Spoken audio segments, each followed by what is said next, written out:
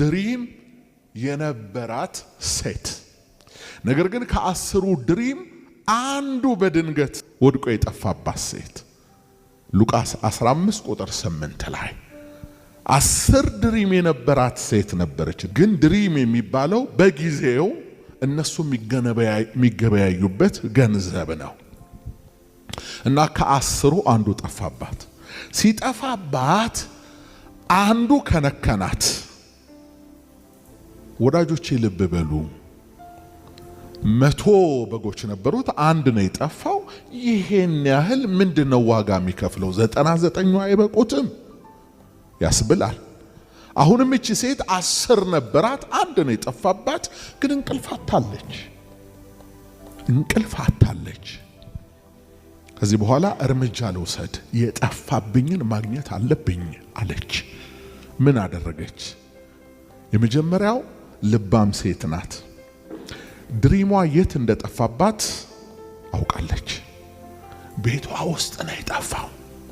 አንዳንድ ሰው አለ መክሊቱን አለኝ የሚለውን አንድ ነገር የት እንደጣለው አያውቅም።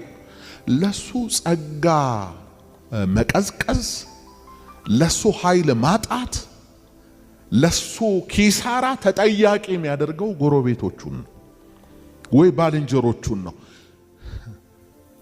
ዛሬ ላለህበት ማንነትህ ትላንትና ላይ ያሉትን ሰዎች ምትወቅስ ከሆነ ማለት ነው በወቀሳ ዓለም ውስጥ ትቆያለህ እንጂ ለለውጥ የሚያንደረድርህን ኢነርጂ አታገኝም። በትምህርት ውጤታማ ላለመሆኑ አንዳንድ ሰው ወላጆቹን፣ ማህበረሰቦቹን ወይ ደግሞ የሚቀጡት አስተማሪዎቹን ምናምን ወደ ኋላ የሚያነሳ ሁሉ ጎዳና ላይ ነው ያለው።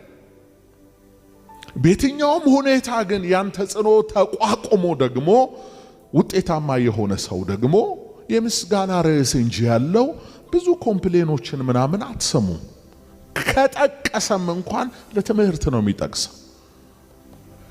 የት ነው የጣልከው ድሪምህን? ራሷ ጋር ነው የጠፋው። በሯን ዘጋች፣ መብራቷን አበራች፣ ቆሻሻዋን ጠረገች፣ ድምፅ ሰማች፣ ቅጭል አለ።